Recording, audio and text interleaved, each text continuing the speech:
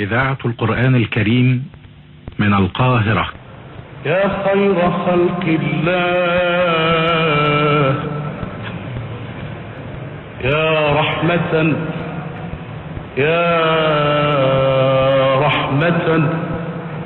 للعالمين، أرسلك الله يا رحمة مهداة،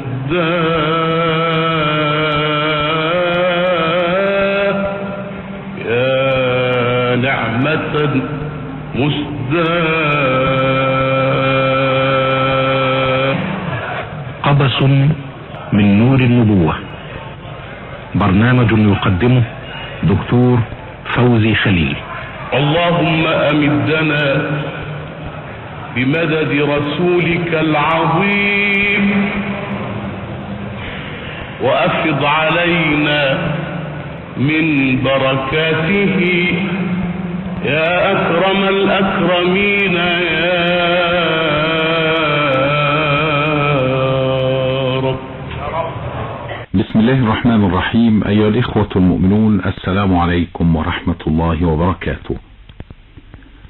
حلقة اليوم حول ترغيب النبي صلى الله عليه وسلم في العلم، إذ أخرج الإمام أحمد والطبراني بإسناد جيد واللفظ له، وابن حبان في صحيحه، والحاكم وقال صحيح الإسناد، عن صفوان بن عسال المرادي رضي الله عنه قال: أتيت النبي صلى الله عليه وسلم وهو في المسجد متكئ على برد له أحمر، فقلت له: إني جئت أطلب العلم.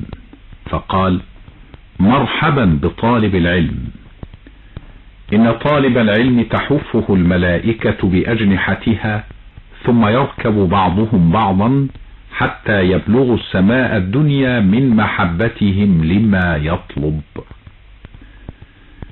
إخوة الإيمان، إن ديننا الإسلامي دين يدعو إلى العلم ويحث عليه، ولذا كانت أول آيات صافح بها أمين الوحي جبريل عليه السلام قلب الحبيب محمد صلى الله عليه وسلم هي قوله تعالى في سورة العلق: اقرأ باسم ربك الذي خلق. ومعلوم أن القراءة هي مفتاح التعلم، والقراءة التي يريدها ربنا سبحانه وتعالى هنا ليست مجرد القراءة العادية العابرة، ولكنها قراءة لها مواصفات معينة حدها علماء اللغة بقولهم: القراءة هي الأداء اللفظي السليم، وفهم القارئ لما يقرأ، ونقله إياه وترجمته إلى سلوك يحل مشكلة أو يضيف إلى عالم المعرفة عنصرا جديدا. ومن هنا فلا بد للمسلم أن يقرأ قراءة سليمة لا لحن فيها ولا تبديل ولا تحريف ولا تصحيف، ولا بد أن يفهم ما يقرأ ثم يغربل قراءته ليميز بين الجيد والرديء، ثم يحقق الغاية من وراء قراءته بحيث يترجم تلك القراءة إلى سلوك وتطبيق عملي يحل من خلاله مشكلات، أو يضيف بقراءته إلى عالم المعرفة رؤى جديدة وأفكارا مستقيمة.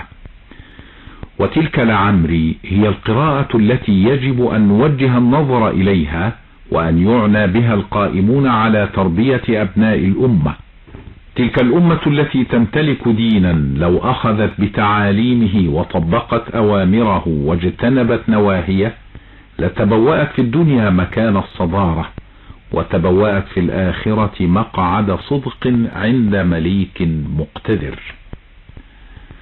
هيا بنا نعود إلى بدايات الوحي لرصد اللقاء الأول بين أمين السماء وأمين الأرض، والذي يرويه الإمام أحمد عن عائشة رضي الله عنها قالت: أول ما بدأ به رسول الله صلى الله عليه وسلم من الوحي الرؤيا الصادقة في النوم، فكان لا يرى رؤيا إلا جاءت مثل فلق الصبح، ثم حبب إليه الخلاء، فكان يأتي حراء فيتحنث فيه، أي يتعبد فيه الليالي ذوات العدد، ويتزود لذلك، ثم يرجع إلى خديجة فيتزود لمثلها، حتى فجأه الوحي وهو في غار حراء، فجاءه الملك فقال: اقرأ.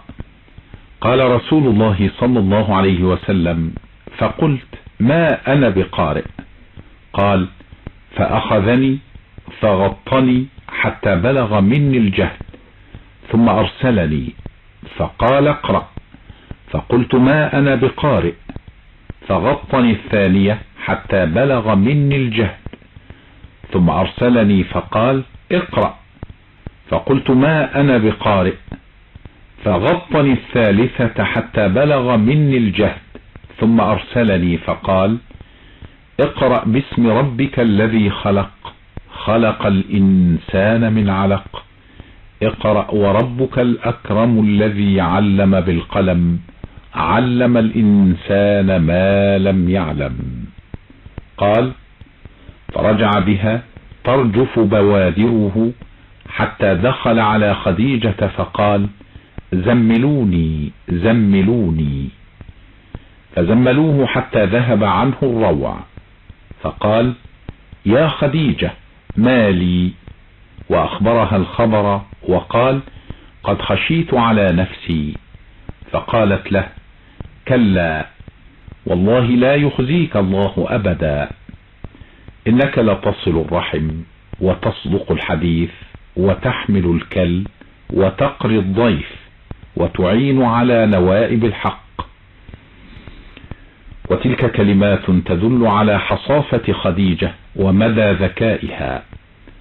ثم إنها تؤكد على قوة علاقة محمد صلى الله عليه وسلم بربه، فلقد هيأه الله عز وجل ليكون نبيا وأعده ليكون رسولا، فهو صلى الله عليه وسلم من قبل البعثة واصل لأرحامه، صادق في حديثه، حامل لتبعات المحتاجين، مكرم لضيفه، معين لمن أصابته جائحة أو نزلت به كارثة.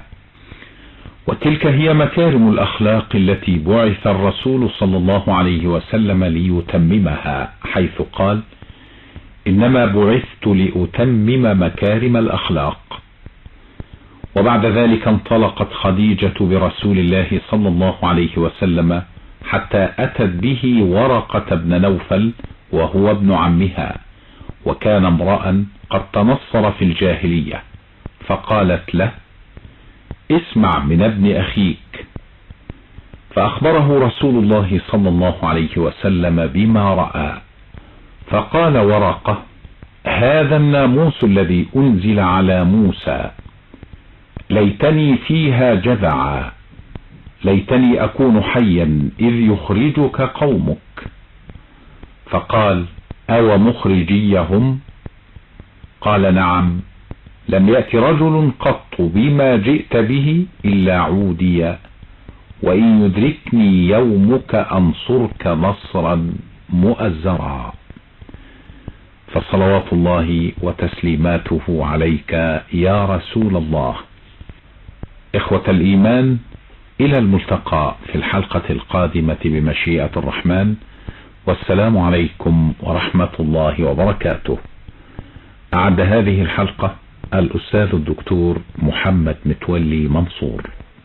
لما بدا في الأفق نور محمد كالبدر في الإشراق، عند كماله نشر السلام